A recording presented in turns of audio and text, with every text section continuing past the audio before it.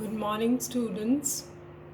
आज का हमारा टॉपिक है the development of the theory of public finance. ये आपकी पहली क्लास है, तो all the very best to all of you.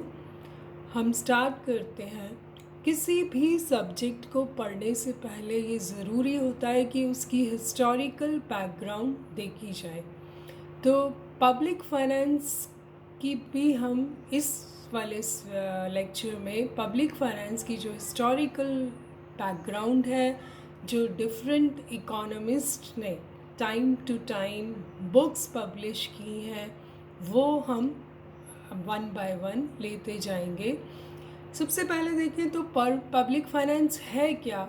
Public finance is the study of financial aspects of the government. It is related to the financing of the state activities. It is concerned with the operation of the fiscal policy.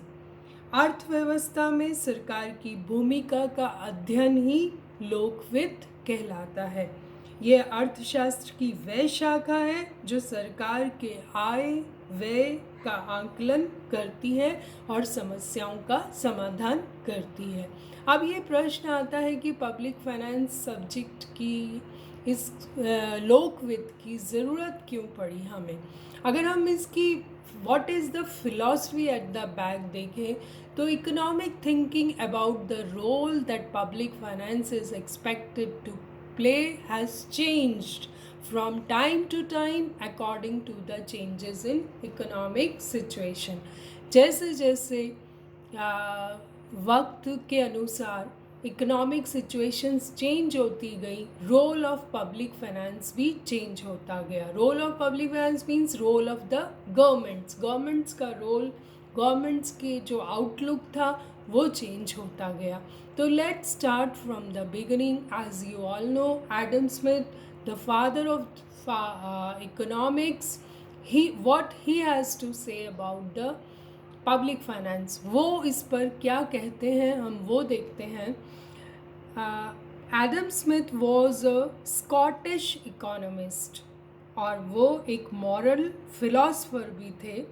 उनकी जो famous book है an inquiry into the nature and causes of wealth of nations, उस book में वो discuss करते हैं the revenue of the government, public डेब्ट, good tax system. लेकिन उस बुक में ही did not discuss the problems related to public finance, क्योंकि एडम स्मिथ का जो क्लासिकल व्यू था, according to that view state activities were limited to only managing law and order and protecting its border from neighboring states. मैंने पहले भी आपको कई बार बताया है कि जो क्लासिकल व्यू है वो कभी फेवर नहीं करता unlimited and unquestioned power of the state. ये उनका आउटलुक था कि state should confined its activities to just protecting the boundaries of the state. वो जो मेजर रोल है गवर्नमेंट का उसको फेवर नहीं करते थे अकॉर्डिंग टू देम। कि वो क्यों इसको रिस्ट्रिक्ट करते थे, बिकॉज उनको लगता था कि the government would interfere with the working of the private sector of the economy. So ये इंटरफेरेंस होगा प्राइवेट सेक्टर की इकोनॉमी में, इसलिए they should restrict their role.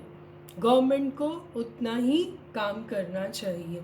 जो inquiry into the nature and causes of wealth of nation किताब थी, ये publish हुई थी 9 मार्च 1776 में। उनकी एक और किताब पब्लिश हुई थी the theory of moral sentiments in 1759 which was based on social psychology. मेरा मकसद है कि आप लोग बुक्स, ऑथर्स के नाम, उनकी बुक्स, उनका पब्लिकेशन, डेट ऑफ पब्लिकेशन, ये सब भी साथ साथ याद करते जाएं। और इन सब चीज़ों का जब भी whenever you write an answer you must refer the name of the author whose views you are referring और उनकी किताब का नाम लिखिए, उसका पब्लिकेशन लिखिए, बिकॉज आपको इस तरह के क्वेश्चंस कई बार कॉम्पिटिटिव एग्ज़ाम्स में भी मिलते हैं, और net of course very you will be preparing in future, तो हम आज ही उसका बेस बना सकते हैं। नेक्स्ट ऑथर जो नेक्स्ट इकोनॉमिस्ट जो थे वो थे डेविड रिकार्डो। उनकी एक बुक पब्लिश हुई थी, the name of the book was on the principles of political economy and taxation, and it was published on 19 अप्रैल 1817। और इस बुक में ये ब्रिटिशर्स थे, जैसे कि Adam Smith was a Scottish, but David Ricardo was he was the British author who devoted 10 chapters issues related to taxation. First time David Ricardo ने taxation पर 10 chapters लिखे थे। He described in detail taxes on raw produce, land tax, taxes on houses, profit, wages, काफ़ी कुछ उन्होंने describe किया है उस बुक में। और he also wrote on public डेब्ट पर भी लिखा, but he remained silent on public expenditure just because he was also of the classical view. तो पब्लिक एक्सपेंडिचर पे उनकी किताब कुछ ज़्यादा नहीं कहती। Then we talk about J S. Mill. J S. Mill भी क्लासिकल इकोनॉमिस्ट थे। He was the last known economist of classical theory. और he was also an English philosopher and political economist. उनकी जो बुक पब्लिश हुई थी, it was in 1848, The Principles of Political Economy, with some of their application to social philosophy. उन्होंने भी general principles discuss किए taxation के, direct indirect taxes के। और उनकी एक बहुत फेमस कोटेशन है, according to J S. Mill, laissez-faire should be in general practice, every departure from it unless required by some great good is a certain evil. तो सभी क्लासिकल व्यू जो है वो फेवर करता था गवर्नमेंट का minimum role, because classical theory जो थी वो फुल एम्प्लॉयमेंट पर बेस्ड थी।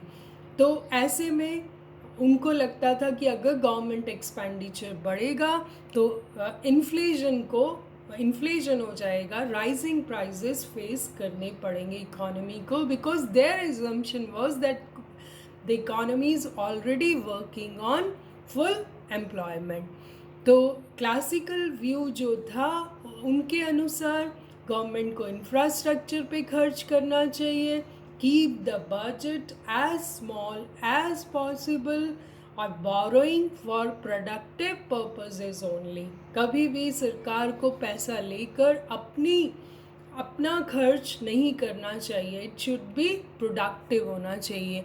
पे ऑफ द डेब्ट एज सून एज पॉसिबल, और tax the consumption rather than the saving. Please note कि क्लासिकल व्यू ये कहता था कि कंजम्पशन को टैक्स करना चाहिए, मतलब taxes should be on the consumption and not on the income पर टैक्स होगा तो उससे सेविंग पे इफेक्ट होगा, और सेविंग कम होगी तो it will have direct effect on the investment.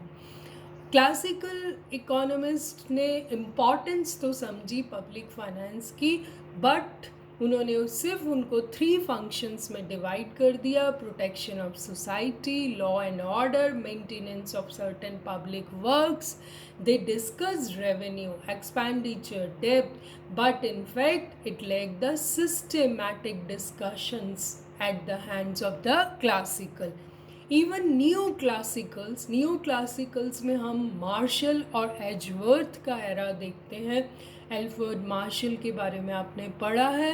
He was also the most influential economist of his time. उनकी बुक थी principles of economics, was published in 1890 और इट appeared in 8 editions में आई थी। He was a very intelligent person. He discussed the theory of taxation but not its problems. He was the great man who gave the concept of welfare state. कभी भी आपसे पूछा जाए कि welfare state का concept किसने दिया था, तो of course it was Marshall. Then Edgeworth का भी व्यू यही था. He also thought that pure theory of taxation was concerned only with the laws of incident and the principle of equal sacrifice. So we have seen that we'll continue this lecture in tomorrow also. Thank you so much.